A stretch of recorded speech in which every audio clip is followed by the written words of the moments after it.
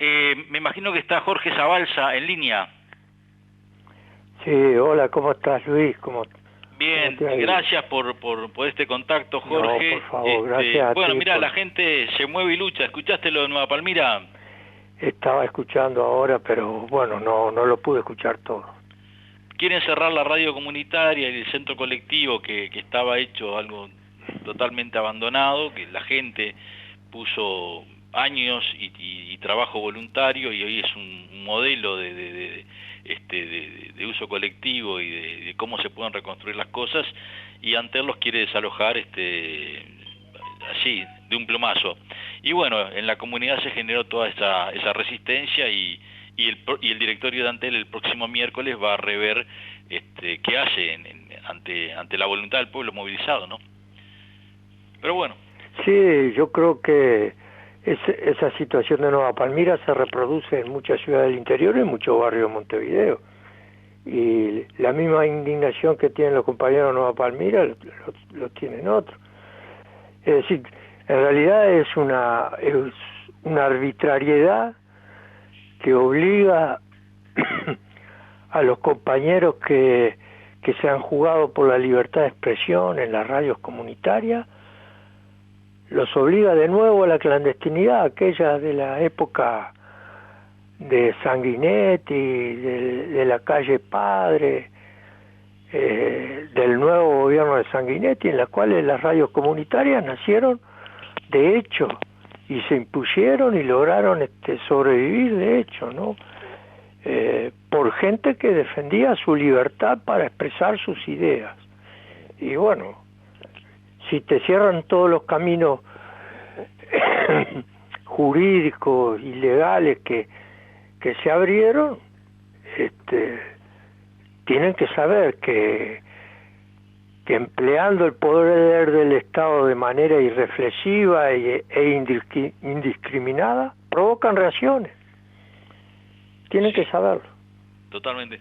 Vos sabés que me sorprendió una nota hoy donde se plantea que la delegada de la oposición del Frente Amplio en el INISA sea removida. Hay dos diputadas que están planteando su remoción porque aparentemente esta delegada del Frente Amplio en el INISA hace sobre algún artículo de la LUC parecería que estaría a favor, ¿no? Entonces ha generado un problema muy grande. Y otra cosa que me llamó la atención es bueno, cómo parece que hay gente que en el medio de cruzar la correntada se cambia la camiseta. Pero bueno, son cosas que se dan en la dinámica política, es un fenómeno bastante generalizado. Sí. Fíjate vos que el viernes en Radio Libertadores de Salto estuvo la arquitecta Verónica Dodera, que integra la Agencia Nacional de Viviendas y que es representante del Frente Amplio. Hizo un comentario en la radio al final de la entrevista que a mí me dejó preocupado, porque yo dije, no puede ser lo que estoy escuchando. Entonces, como no me gusta hablar sin tener las pruebas, le pedí a la radio la copia y la radio me mandó hasta el minuto 12:26, la parte el final, donde habla justamente sobre los fondos de colonización para la compra de tierras y todo el tema de los asentamientos. Esa parte no me lo mandaron, está eliminada, la volví a pedir. Bueno, si me la dan, yo la voy a compartir con la audiencia porque quiero bueno, tener ese testimonio, a ver qué es lo que dice la representante de la oposición ahora ocupando un cargo en la Agencia Nacional de Vivienda sobre el tema de los fondos de colonización, la compra de tierras y los asentamientos. Pero hay mucho tema. Jorge, ¿cómo ves el contexto político nacional y regional? Así nomás. Así nomás, de una. No, yo siento un fuerte olor a 68, ¿no? Es decir, parece que la clase dominante tienen la perspectiva de imponerse, comenzando por una manera suave, y terminando a lo Bolsonaro, ¿no? De manera bruta. Yo creo que Bolsonaro, de cierta forma, está irradiando su forma de actuar, su asociación con las Fuerzas Armadas y con lo más reaccionario de Brasil, lo está irradiando a todo el continente, ¿no? Y eso tiñe, ¿no? Porque el 68 fue la resistencia, pero no la resistencia por resistirse nomás, sino fue la resistencia a una ofensiva de la derecha más conservadora de todas, de la derecha pro golpe de Estado, que aspira y que prepara de a poco un golpe de Estado. Es decir, acá en el Uruguay aquello que comenzó en el 58 con la derrota de Luis Valle y el ascenso de Benito Nardone y Martín Recaredo Echegoyen, que pasaron a ser el gobierno, significó también el surgimiento de grupos fascistas, el recrudecimiento de la propaganda de derecha, la persecución a los movimientos y a las organizaciones sociales. Y bueno, de a poco fueron estirando y distorsionando las leyes y la Constitución hasta que en un determinado momento no tuvieron más remedio o pensaban ellos que no tenían más remedio que romperla del todo. Es decir, estamos en las previas de una ofensiva de derecha muy violenta. Sí, y no es por casualidad que visitó a Brasil y Argentina Sullivan, la mano derecha de John Biden. Sí, fíjate claro, vos, Sullivan no solo la mano derecha, sino su consejero espiritual, ¿no? Pero fíjate vos qué torpe la jugada yanqui, cuando le ofrece a Bolsonaro, le pide que tome medidas contra China y además lo invita a integrar la OTAN, ¿no? Cuando hay un tratado interamericano de asistencia recíproca firmado en la década del 50, post Segunda Guerra Mundial, y que además va a la Argentina a hablarle de ecología, de la parte ambiental, recursos naturales, el tema de la pandemia, los 3 millones de dosis de vacunas que le regalaron al gobierno argentino, y por otro lado la Argentina tiene un conflicto con las Malvinas donde es territorio de la OTAN. Pero escúchame, Luis, eso sí. Es lo que dicen a la prensa, eso es lo que dicen público. Acá se trata de alinear nuevamente las fuerzas de América Latina. Ya no es contra el comunismo soviético, aunque siguen hablando del marxismo cultural, siguen con la propaganda anticomunista como en los años 60 y todo, pero no, ahora se trata, Cookie, ¿con quién vas a estar? ¿Con China o con nosotros? Esa es lo que vienen a plantear. Eso es lo que no sale a la prensa. Eso no sale a la prensa, y el Cookie le dice, escuchame hermano, yo el 30%, el 35% de las exportaciones de Uruguay van a China. Bueno, cómprenos ustedes y entonces yo podré tomar otras medidas. Yo estoy con Trump, con Biden, por favor, no vayan a equivocarse conmigo, dice el Cookie, pero tienen que dejarme vivir. Claro. Bueno, él ya dio una señal muy importante cuando rompió con una tradición en Latinoamérica de que todos los presidentes del Banco Interamericano de Desarrollo eran latinoamericanos. Sí. Y es la primera vez en la historia, a instancia de la propuesta del gobierno uruguayo, que sale un delegado, en aquel momento un delegado de Trump, nada más y nada menos. Sí, claro, por eso López Obrador y Alberto Fernández están promoviendo la formación de de otra OEA, ¿no? Con una perspectiva política e ideológica, una perspectiva política e ideológica diferente, ¿no? Enfrentada. No quiere decir que vaya a ser de izquierda ni mucho menos, pero más independiente de los Estados Unidos, porque México y Argentina también le venden principalmente a China. Seguro. Brasil le vende a China. El problema de Bolsonaro fue cuando arremetió contra China y después tuvo que callarse la boca y decirse porque era su principal cliente.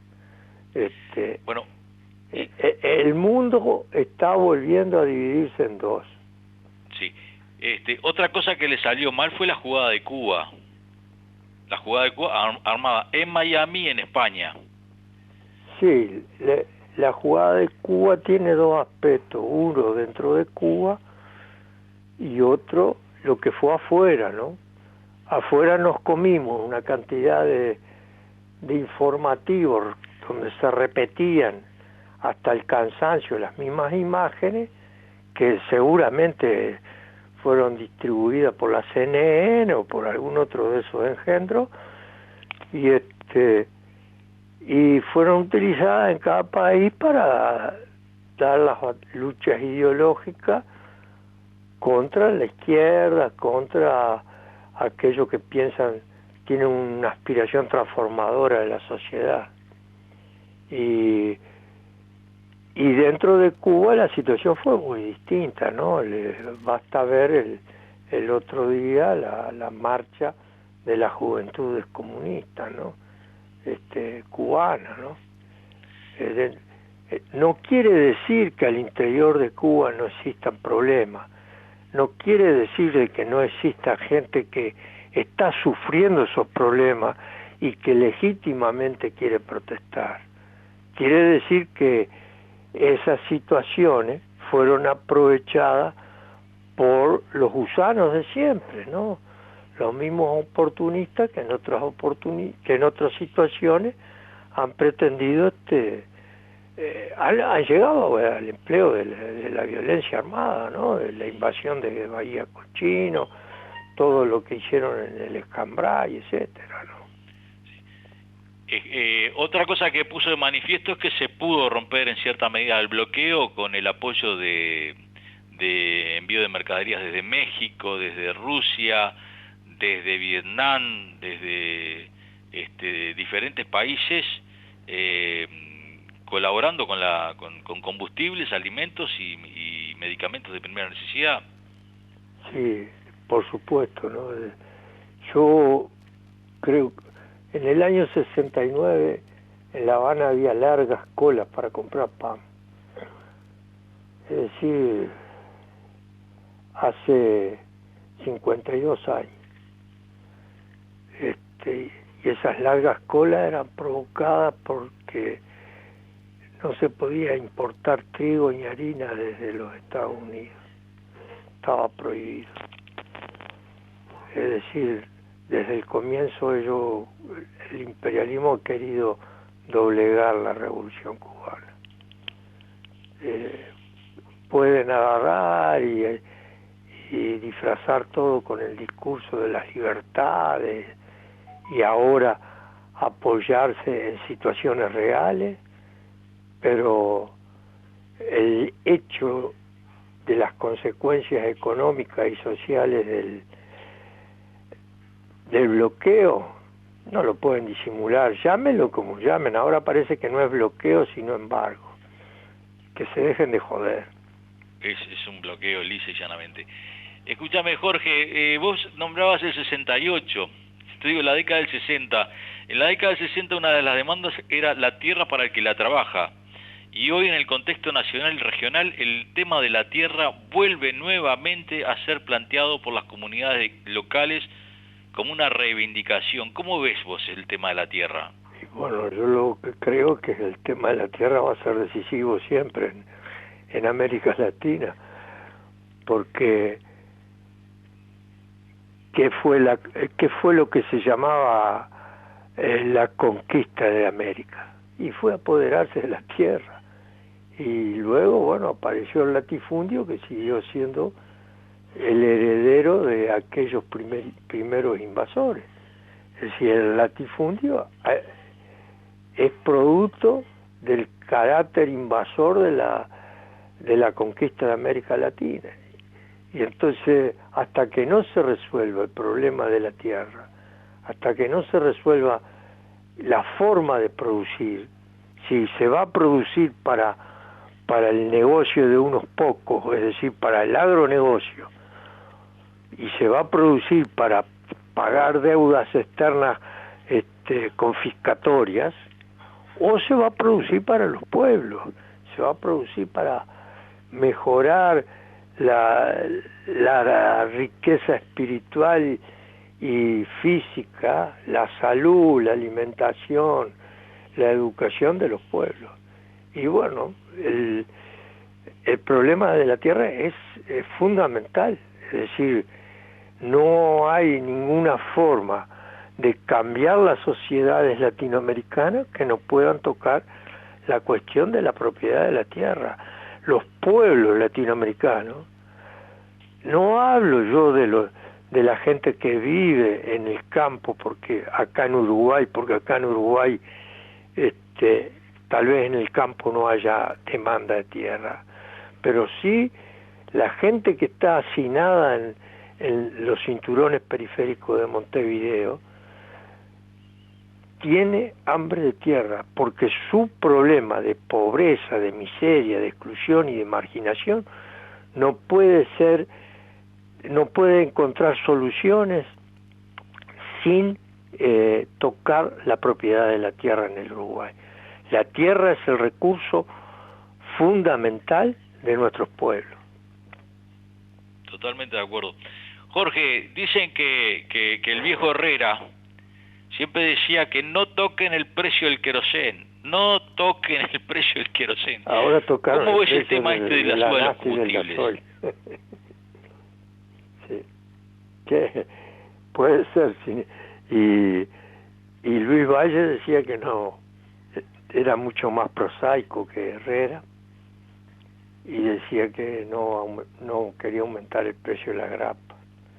Hay artículos que son fundamentales. Sí, el queroseno era el combustible de los pobres, de la gente, de los asalariados en aquella época. Se usaba para cocinar en el Primo, se usaba para calefaccionarse, y se usaba hasta incluso en los tractores, chicos. Claro, exacto.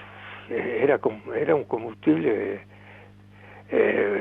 popularmente usado, ¿no? Y bueno, ahora subieron las naftas, es un invento terrible, un contrasentido. Prometieron no subirla y se fijaron que son transparentes, es decir, tienen un discurso de transparentar los precios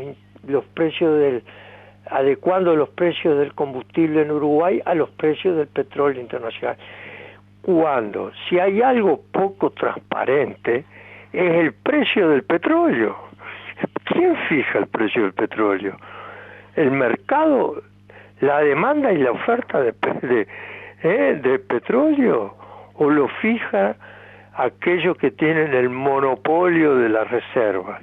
Lo fija la OPEP, lo fijan sobre todo los países sauditas, que están en la esfera saudí.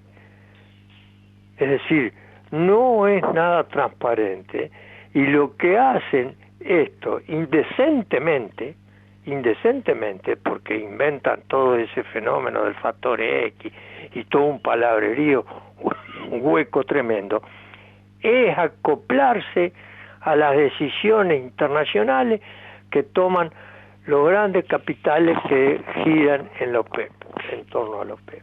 Y es lo que están haciendo. Sí, totalmente de acuerdo con lo que estás planteando.